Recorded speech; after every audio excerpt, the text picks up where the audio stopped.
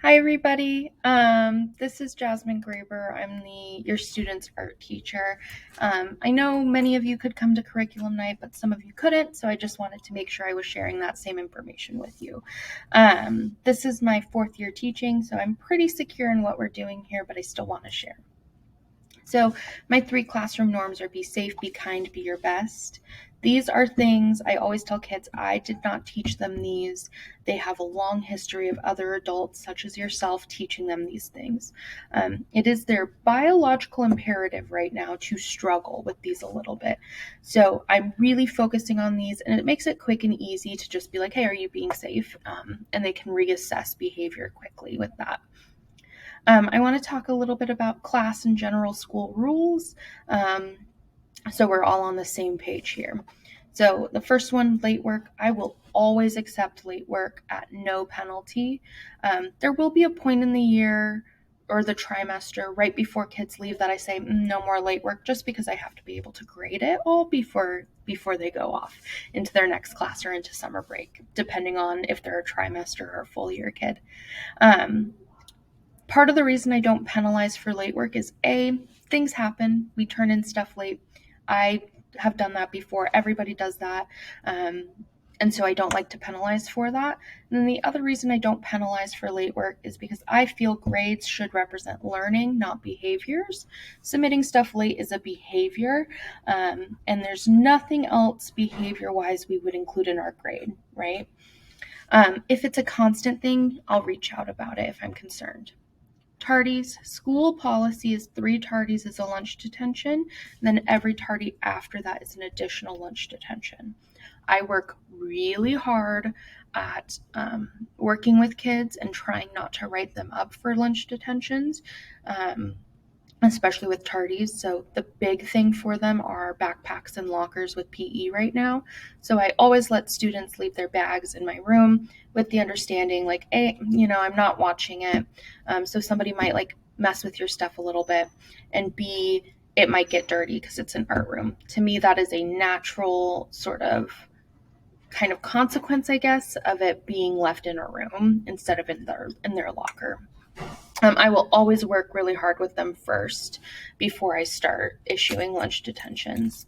And again, if it's a constant behavior, I'll reach out about it.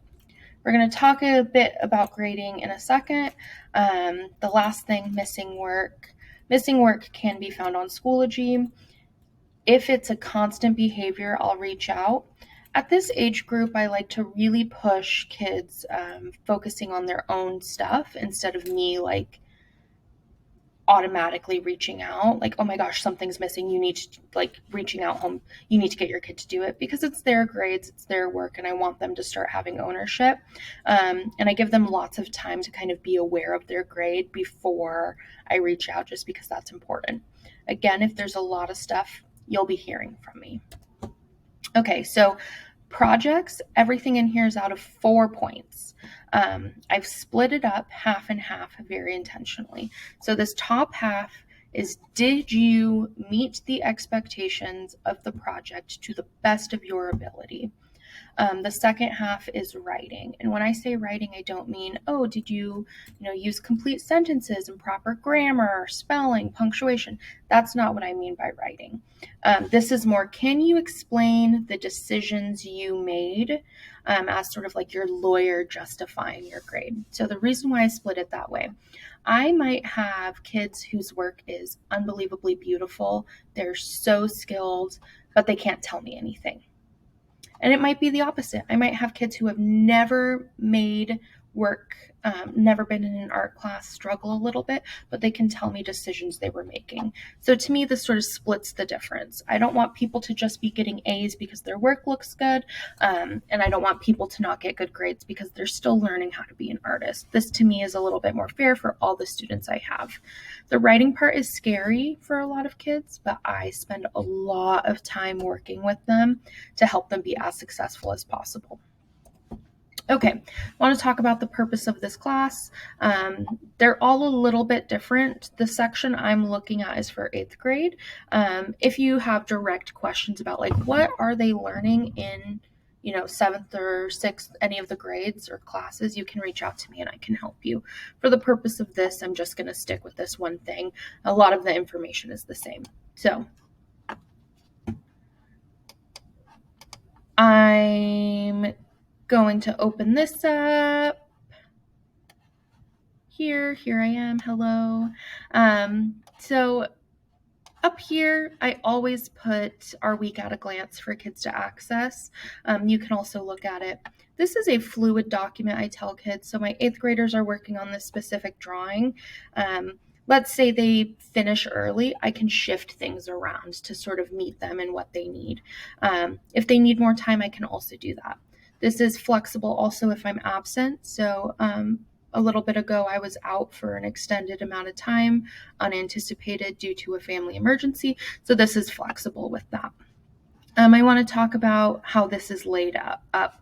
This is the same for all of my classes, and this structure is the same for all of my classes, even if the content is different.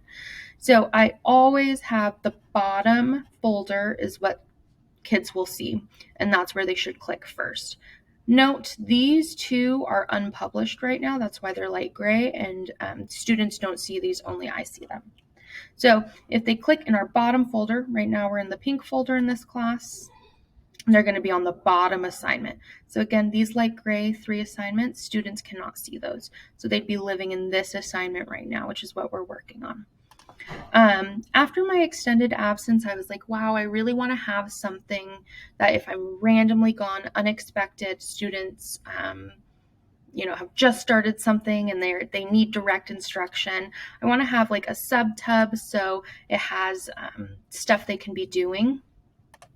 Sometimes what happens if I'm gone and I can't pre-plan it, maybe I wake up in the morning and I'm really sick and I can't come in, they'll pull teachers from elsewhere in the building to come be subs in my classroom. And so this is an option for them to do art if they maybe don't have an art teacher, such as Mr. Quorum's not going to teach them art. This will give them art stuff they can be doing when I'm gone.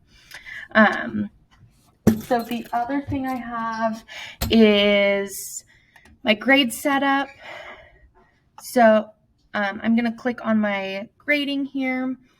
I've shifted everything upwards. So it's 50% traditionally would be a failing grade.